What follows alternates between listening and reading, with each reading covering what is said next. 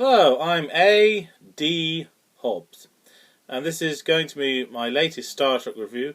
Oh, but before I begin, I'd just like to apologise about my last Star Trek review, where at one point I said Star Trek Generations was made in 2004. It clearly is not. It was made in 1994, so I was 10 years out there. All that attention to detail, how could I make such a silly mistake? Well, I hope I don't make any mistakes in this. Oh, speaking of mistakes, I've got the wrong spaceships here, so... This is the shuttle from the Enterprise D, but it looks very similar to the kind of shuttles you get on Voyager. And this is a shuttle from Deep Space Nine. How is that relevant? Well, because we have Deep Space Nine here. And in the first ever episode of Star Trek Voyager, we see Deep Space Nine, and we see Voyager, USS Voyager, docking, and so we get a sense of scale. And we know it's bigger than the USS Enterprise D, yeah. So yeah, good connection there, because they're not lost at the beginning. No, okay. Unfortunately, I don't have a toy of the Voyager itself, which is a shame. I've looked high and low for one, but I can't find one. I do, however, have this. A postcard of Star Trek Voyager. And, well, basically, the TV show came out in America in 1995, it came out in England in 1996, in February or in the summer, depending on what kind of TV you have. And I don't know if you can see this, but if you hold the other side to the light in a certain way, you can see the spaceship through the thing. And, oh, we can't see it. Okay, not the right light. But anyway, yeah, I thought that was a pretty nifty trick, yeah. Anyway, that's Voyager. So I got this before I'd even seen an episode, but it got my attention. Oh, it's all exciting, yeah, a new version of Star Trek. And it's NCC 74656, yeah. Anyway, Voyager, the TV show Star Trek Voyager, is my favourite version of Star Trek, yeah. My only great criticism is, why is it called Voyager? We've had a space probe called Voyager, couldn't they have called it something else? But then, at the same time, at least it's not another spaceship called Enterprise. Anyway, the reason it's my favourite is because it perfectly captures the concept of being stranded in space, right out there, this feeling of isolation, you know, and the strong desire to get home. I like that, yeah. You could argue this idea has been done before in Lost in Space, Battlestar Galactica, Red Dwarf, and Ulysses 31. But there is a big difference, though. In Battlestar Galactica, they want to find Earth, but they're not even sure if Earth exists, and if it does exist, they have no idea how to find it. Star Trek Voyager, they know exactly where the Earth is, but the problem is they've gone through a wormhole, a manufactured one, and are accidentally at the other end of the galaxy. The wormhole's been destroyed. So going at maximum warp, it would take 75 years to get back home. So they know where Earth is. The problem is that it would take much too long to get there. So Captain Catherine Janeway goes, no, I'm not waiting 75 years. That's not an option. Or is it? I suppose if all else failed, they could have gone, all right, forget about looking for wormholes. Let's just, you know, keep going in a steady direction.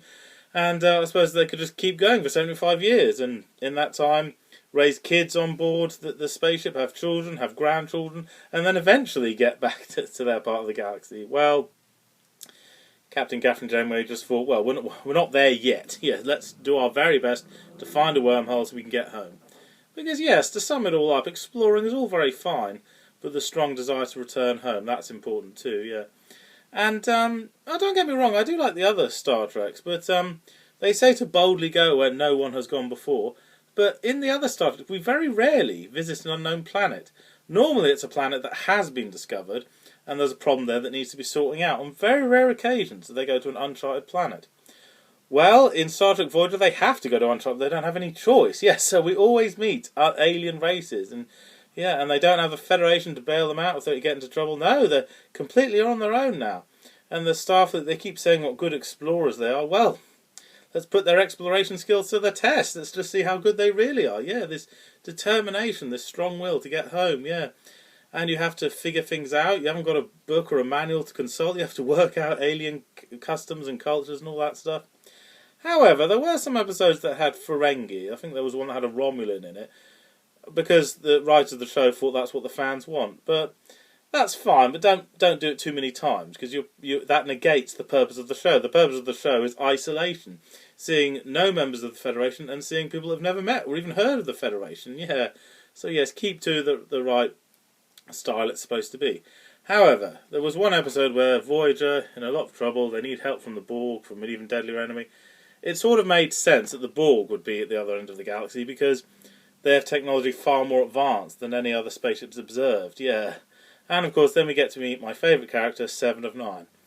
And because in every Star Trek, there's always an outsider, Mr. Spock, Data, or Odo. And yes, she perfectly captures that. She is an outsider at first. Her first instinct is to be returned to the Borg. She can't blend in at all. But in time, she blends in and manages to gain her humanity, or half her humanity back. And yeah, she starts getting along. She observes the Starfleet customs and stuff. But sometimes you feel inclined to agree with her methods. Her methods for repairing the ship and navigation are more effective than what Starfleet had. So although the Borg is the enemy, we must respect them for having advanced technology, yes. So Seven of Nine perfectly captures this desire to try and blend in when you're an outsider, yeah. And Captain Janeway, yes, very good leader. A bit childlike with her hologram of her childhood hero, Leonardo da Vinci. And sometimes she can be a bit sensitive, but she's tough when she needs to be. When she needs to be, she's a tough cookie. So yes, she's a good leader. And well, I think that's it. That sums it up. And, okay, spoiler alert. I'm going to say a big spoiler now. Eventually, they do get home. Yes. And there was all this debate among fans: should they get home? Should Voyager return home or not? Well, I'm glad they did eventually return home because they never did do a movie that was a follow-up after the show that showed whether or not they'd get home. So I'm glad they got home in the show, because if they hadn't, we'd never have found out. It would have been a mystery forever whether or not they got home. So yes, that's Star Trek Voyager, my favourite version of the show. A much bigger section for the people, but much smaller engines than the Enterprise. Okay, because of compact technology. Okay, well, thank you for watching. I'm Anthony Hobbs, and I'm never bored.